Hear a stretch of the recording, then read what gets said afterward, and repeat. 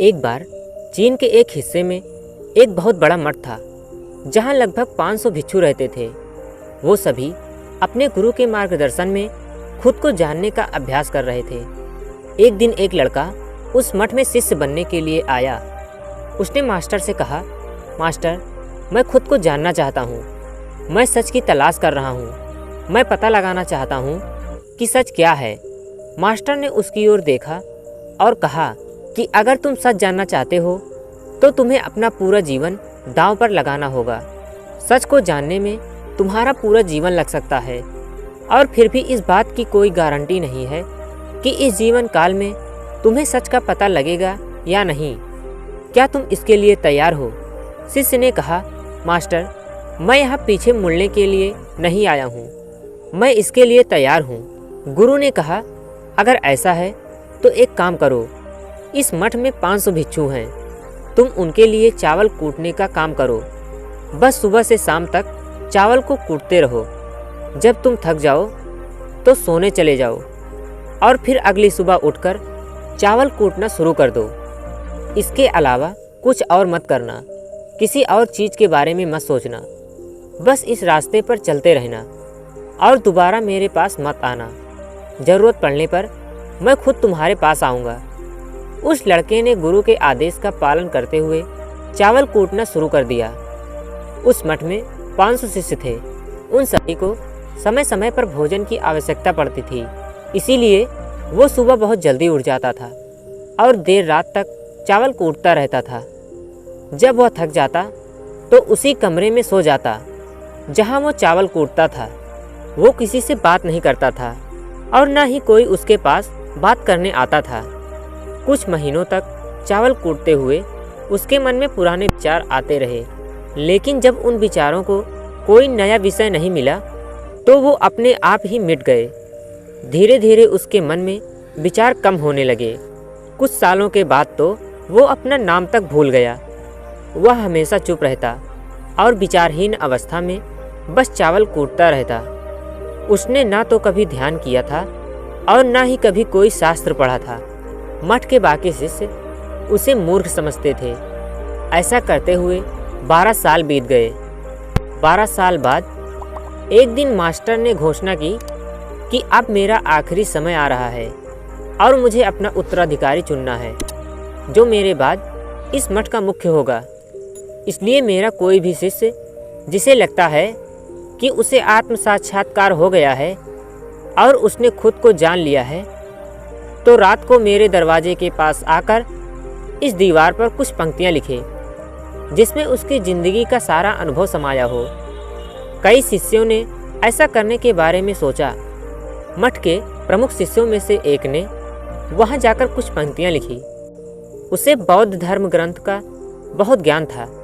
सभी शिष्य को लगता था कि वो इस मठ का उत्तराधिकारी बन सकता है। उसने लिखा था कि मन एक दर्पण की तरह है जिस पर विचारों और इच्छाओं की धूल जमा हो जाती है। इस धूल को मिटाने के लिए ध्यान करना चाहिए।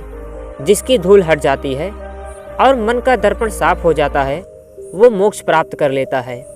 अगली सुबह जब मास्टर उठे और उन्होंने इन पंक्तियों को देखा तो उन्हें बहुत गुस्सा आया और उन्होंने कहा कि किस बेवकूफ़ ने यह सब कचरा मेरी दीवार पर लिखा है।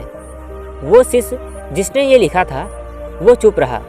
हालांकि उसने जो पंक्तियाँ लिखी थी वो ज्ञान से भरी थी, लेकिन ये सब किताबी ज्ञान था। वो शिष्य बहुत चालाक था। उसने पंक्तियाँ लिखी लेकिन नीचे अपने हस्ताक्षर नहीं किए क्योंकि वो स्वयं इसके बारे में निश्चित नहीं था कि ये सही है या नहीं, क्योंकि उसे आत्म साक्षात्कार नहीं हुआ था। गुरु ने इन पंक्तियों को पूरी तरह से खारिज कर दिया। ये देखकर सभी हैरान रह गए। ये घटना पूरे मठ में चर्चा का विषय बन गई। इस विषय पर बात करते हुए 2 शिष्य उस शिष्य के पास से गुजरे जो 12 साल पहले यहाँ आया था और दिन रात बस चावल कूटता रहता था। दोनों की चर्चा सुनकर वह धीरे से हंस पड़ा। दोनों शिष्यों ने उससे पूछा कि तुम क्यों हंस रहे हो? उन दोनों की नज़र में ये चावल कूटने वाला बहुत ही तुच्छ भिक्षु था। किसी ने भी उसे न तो ध्यान करते देखा था और ना ही कभी कोई शास्त्र पढ़ते। हर कोई उसे मूर्ख समझता था। जो बस चावल कूटना ही जानता था। उस मठ में बहुत बड़े बड़े विद्वान थे, लेकिन उस चावल कूटने वाले को किसी से कोई मतलब नहीं था, इसलिए वो चकित रह गए। उन्होंने फिर उससे पूछा कि तुम क्यों हंसे? उसने जवाब दिया, मैं इसलिए हंसा क्योंकि मास्टर सही बोल रहे हैं। ये सभी पंक्तियाँ कचरा हैं, इन पंक्तियों का कोई मूल्य नहीं है। वो दोनों शिष्य चौंक गए। उन्होंने उससे पूछा कि क्या तुम कुछ ऐसी पंक्तियाँ लिख सकते हो जो इससे बेहतर हो? चावल कूटने वाले ने जवाब दिया, नहीं, क्योंकि मैं अनपढ़ हूँ, लेकिन हाँ, मैं कुछ पंक्तियाँ कह सकता हूँ, और अगर तुम उन पंक्तियों को लिख सकते हो तो मैं तुम्हारे साथ जाने को तैयार हूँ। उन दोनों शिष्यों ने कहा, ठीक है। वो मास्टर के कमरे के पास गए और चावल कूटने वाले ने कुछ पंक्तियाँ बोली और दूसरे शिष्य ने उसे दीवार पर लिख दिया और उन पंक्तियों के नीचे लिख दिया, चावल कूटने वाला। उन्हें लगा कि मास्टर इस बात पर भी गुस्सा करेंगे। जो पंक्तियाँ उसने लिखने के लिए कहा था वो बहुत ही अद्भुत थी, और वो पंक्तियाँ थी, मन तो बस एक भ्रम है, ना तो मन है और ना ही मन का कोई दर्पण है, और जब मन ही नहीं है तो धूल कहाँ ठहरेगी। जो ये जानता है वो सच को जान गया है। जब गुरु ने इन पंक्तियों को देखा तो वो आधी रात उठे और चावल कूटने वाले के पास गए। वो सो रहा था। मास्टर ने उसे जगाया और कहा कि ये लो, मेरी छड़ी और मेरे वस्त्र ले लो। आज से तुम मेरे उत्तराधिकारी हो, लेकिन अभी इस मठ को छोड़कर दूर चले जाओ, क्योंकि इस मठ में बहुत सारे विद्वान हैं जो खुद को तुमसे श्रेष्ठ मानते हैं। वो तुम्हें मार देंगे, क्योंकि वो इस बात को बर्दाश्त नहीं कर सकते कि एक साधारण सा चावल कूटने वाला उनसे ज़्यादा विद्वान निकला। तुम्हें वो सारा ज्ञान हो गया है जो मुझे है, और तुम्हें ये केवल चावल कूटते कूटते हुए हैं। और मुझे पता है कि तुम जहाँ भी जाओगे लोग तुम्हारे पास आने लगेंगे, क्योंकि जब कोई फूल खिलता है तो उसकी महक हर तरफ फैलने लगती है। उसने अपने गुरु के पैर छुए और रात को ही वहाँ से चला गया। अगर हम अपनी ज़िंदगी में देखें तो पाएंगे कि बहुत से लोग सोचते हैं कि ध्यान केवल एक जगह बैठकर आंखें बंद करके ही किया जा सकता है, लेकिन हकीकत में ऐसा नहीं है। ध्यान तो चलते चलते भी किया जा सकता है, या अपना कुछ काम करते हुए भी ध्यान किया जा सकता है। असल में ध्यान का मतलब यह है, क्या आप जो भी काम कर रहे हैं उसे इतनी शिद्दत से करें कि आपको अपने शरीर का ख्याल भी न रहे। बिल्कुल उस चावल पीसने वाले की तरह, जो चावल कूटने में इतना मगन हो गया कि उसे खुद का कोई ख्याल ही नहीं रहा।